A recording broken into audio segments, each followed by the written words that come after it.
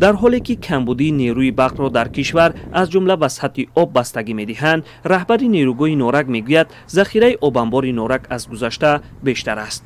با گفته او این ذخیره تا ماه‌های مارس بسنده خواهد بود. سطح آب انبار در این مورد برابر با 879 متر از سطح آب انبار، یعنی 32 متر دیگه مونده است. نسبت به سال دیگه ما این سال ماه ینور کمتر آمد، نسبت به سال گذشته سطح آب انبار 3 متر بیشتر است. بلند و پسشوی سطح آب انبار را نسبت به سطح بحر چین می‌کنند. خوشخبر دیگر این است که امسال در نیروگاه نورک نظر به سال گذشته برق بیشتر تولید شده است. 12 میلیارد 50 میلیون 690 هزار کمای برق ساخت که نسبت سال 2023 39 میلیون 645 هزار ساعت زیاد می‌باشد. این هم حسابش ماه ینور خودکنک بود، استحصال زیاد بود. برای فکر می‌کنم که 3 متر ما با ماه برق حتما استحصال برق زیاد کرده.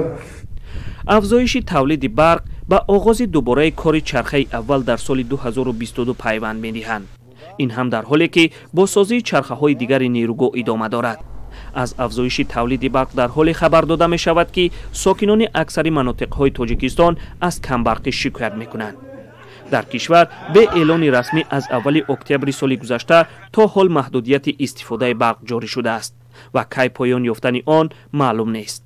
یگانه واسطه‌ای که محدودیت رو از بین میبرد این بسنده بودنی توازن آب انرژتیکی، برابر بودن توازن آب انرژتیکی و در اختیار در حجم کافی ذخیره نمودنی آن ذخیره آب انرژتیکی.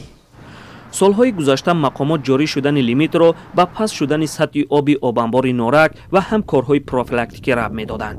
امسال با 3 متر بلندتر بودن سطح آب انبار نورک و زیادشوی استحصال برق، مقامات لیمیت را به افزایش استفاده آن بستگی دادند. ساکنان بر اینند که لیمیت برای بیشتر کردن فروش برق به افغانستان و کشورهای دیگر جاری شده است. مقامات این را قبول ندارند و همین طور کمبرقی به افسانه سالهای پیش تبدیل نیافته است. محمود جان رحمتزاده، آزادی، نیروگاه آبی برقی نورک.